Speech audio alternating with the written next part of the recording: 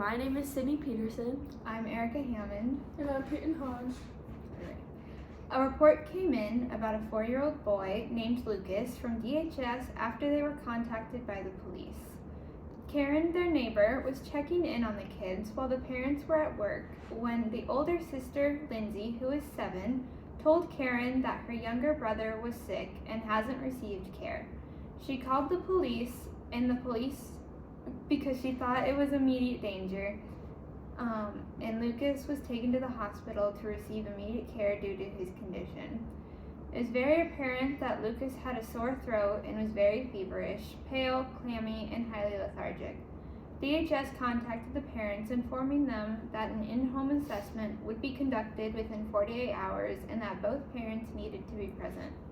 Lucas had a mild and rising fever along with harsh cough for 7 days, so he couldn't go to daycare and has been left home alone while the parents were at work, which later was determined to be strep throat. The symptoms were found on the Mayo Clinic website about strep throat.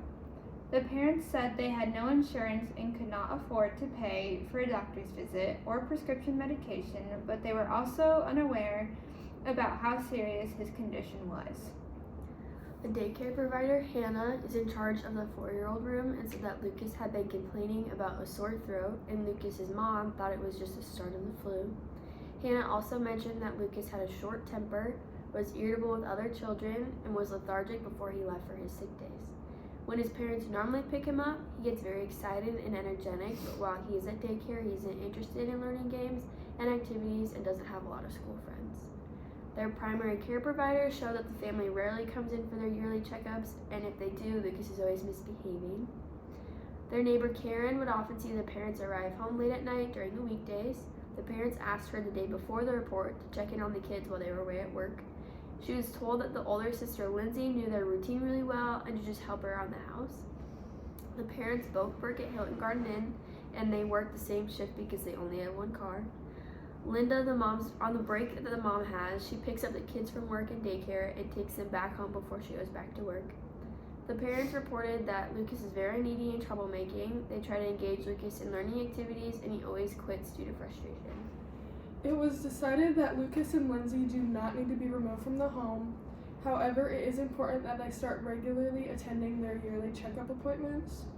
While medical and supervision neglect was found during the investigation, it was determined that they are in no immediate danger. It was found as medical neglect due to him being deprived of medical care for over a week. Supervision neglect was found also due to him being cared for and left alone with his 7-year-old sister after she returned home from school. Other factors in the home were good as well, including the quality of the house and the food the kids were receiving. The first resource we are suggesting to the family is to have one of them go full-time so they can get their full benefits of work, and then the other spouse can go on their plan so that they can get the healthcare benefits as a family for their future needs. We found all the full-time benefits for Hilton on the Hilton Careers website. The second is to get the parents to have differing schedules so at least one of them can watch them before school and daycare, and the other one can watch them after.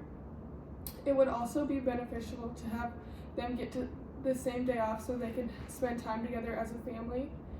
Lastly, we think it'd be beneficial to have a visit every week for 2 months so we can check up on the family and give some advice on how to assess illness and medical injuries.